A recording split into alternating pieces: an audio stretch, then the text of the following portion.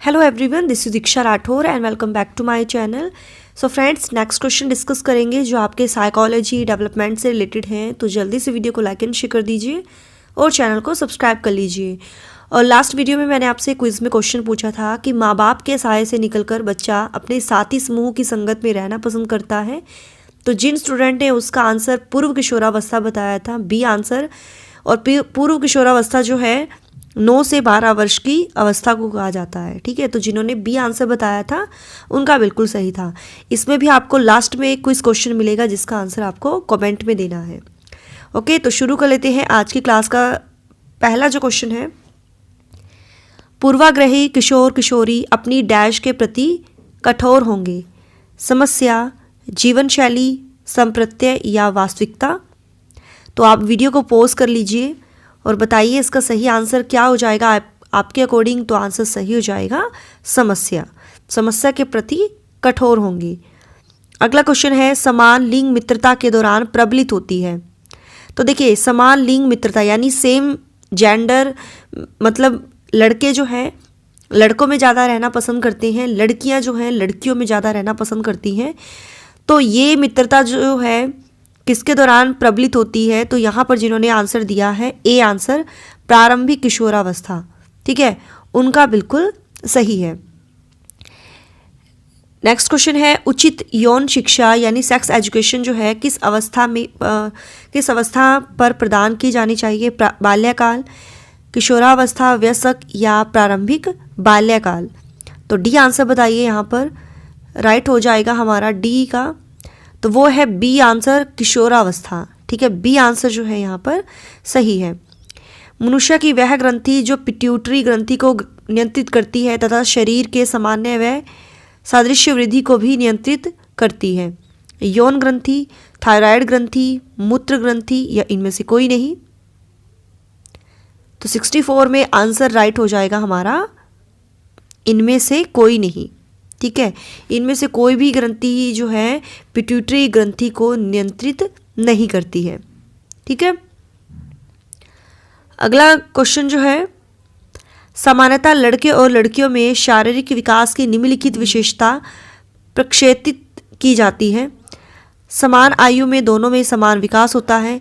लड़के शारीरिक विकास में 2 वर्ष आगे होते हैं, लड़कियां शारीरिक विकास में 2-3 वर्ष आगे होती हैं, या लड़कियां लड़कों से 5 वर्ष पीछे होती हैं। तो यहाँ पर आंसर क्या सही हो जाएगा 65 में? तो यहाँ पर आंसर सही हो जाएगा सी आंसर, कि लड़कियाँ जो है शारीरिक विकास में 2-3 वर्ष आगे होती हैं। सी आंसर सही है।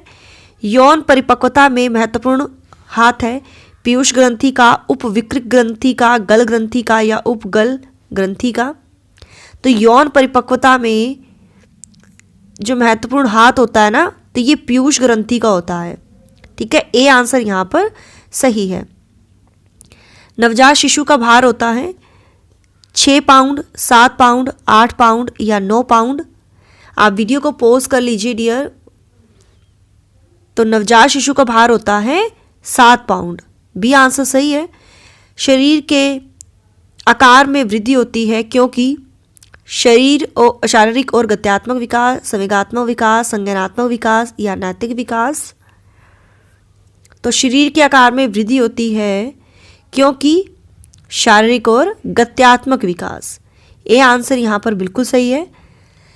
शारीरिक विकास को प्रभावित करने वाला कारक कौन सा है? फिजिकल डेवलपमेंट को जो इफेक्ट करता है, वंशानुक्रम, वातावरण, खेल तथा व्यायाम या उपरोक्त सभी। तो फिजिकल डेवलपमेंट को जो फैक्टर इफेक्ट करते हैं तीनों ही हैं, हेरिडिटी, इन्वायरमेंट और play and exercise.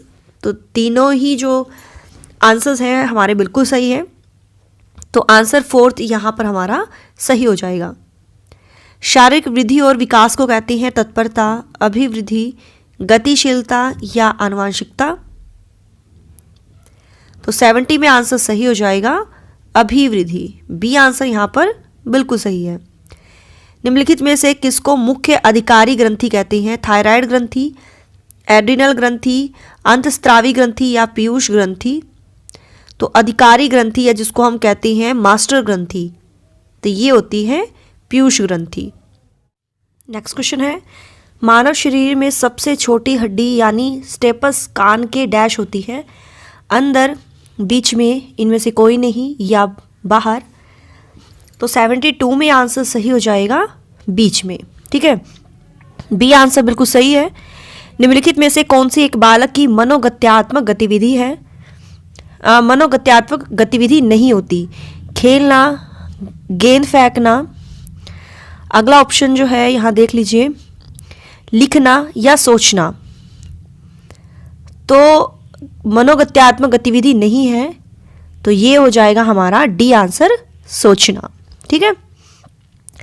Shrimati Kumar का पहला बच्चा 10 महीने में चलने लगा, उनका दूसरा बच्चा अब 12 महीने का है और अभी भी नहीं चल रहा है। वह दुखी या चिंतित नहीं है क्योंकि उनके पति ने कहा कि जब तक वे 14वें महीने के नहीं हुए थे उन्होंने चलना शुरू नहीं किया था। वह जानती है कि वह जितना अधिक इंतजार करेगी उतना ही उसके अधिक पैर जो हैं चलने के लिए मजबूत होंगे। एक पड़ोसी का लड़का भी 18 महीने का है और वह भी नहीं चल रहा। यह वह जानती है कि चलने के विकास के लिए वह अभी सामान्य समयबद्ध के अंदर है।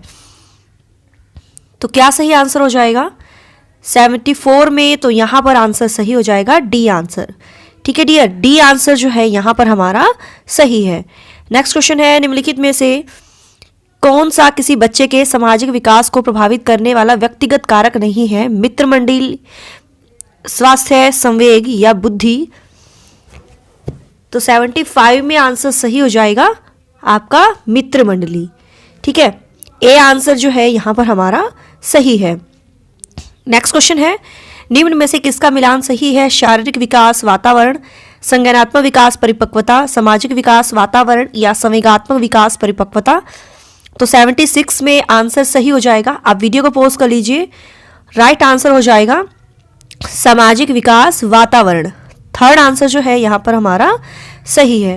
नेक्स्ट क्वेश्चन है, बच्चे का सामाजिक विकास वास्तव में प्रारंभ होता है विद्यालय पूर्व अवस्था में, शैशवावस्था में, पूर्व बाल्यावस्था में या उत्तर बाल्यावस्था में? तो सामाजिक विकास वास्तव में ये शुरू हो जाता है उत्तर बाल्यावस्था में। डी आंसर जो है यहाँ पर हमारा सही है। नेक्स्ट क्वेश्चन है, बालक का सामाजिक विकास प्रभावित होता है। ऑप्शन देख लीजिए, सामाजिक आर्थिक स्तर से, विद्यालय से, परिवार से या इन सभी से? तो सामाजिक विकास जो है प्रभावित होता है तो इन सभी से होता है। सोशल एंड इकोनॉमिकल लेवल जो होता है विद्यालय से भी होता है और परिवार से भी होता है। तो डी आंसर यहाँ पर सही है।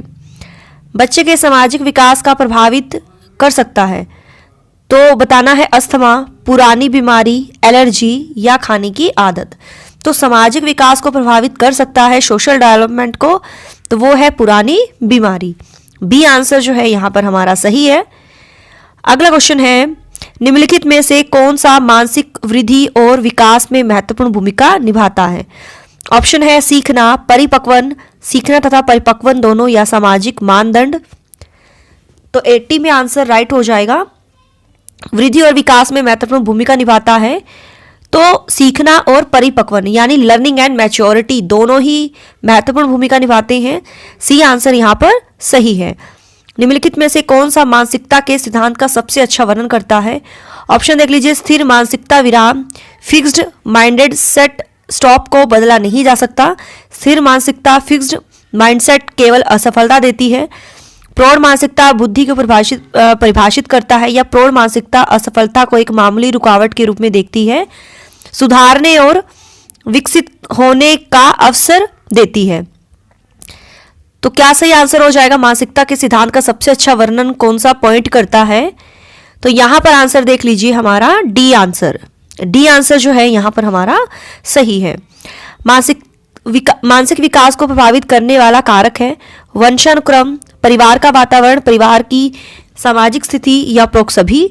तो मानसिक विकास यानी मेंटल डेवलपमेंट को जो फैक्ट करता है तो ये सभी करते हैं। आपकी हेरिडिटी, परिवार का कैसा वातावरण है और फैमिली बैकग्राउंड के साथ साथ जो सोशल सिचुएशन है वो कैसी है। ठीक है डियर, तो डी आंसर यहाँ पर सही है। निम्न में से किसकी भूमिका पूर्व बाल्यावस्था में बालक के संवेगात्मक विकास हेतु सर्वाधिक महत्वपूर्ण है?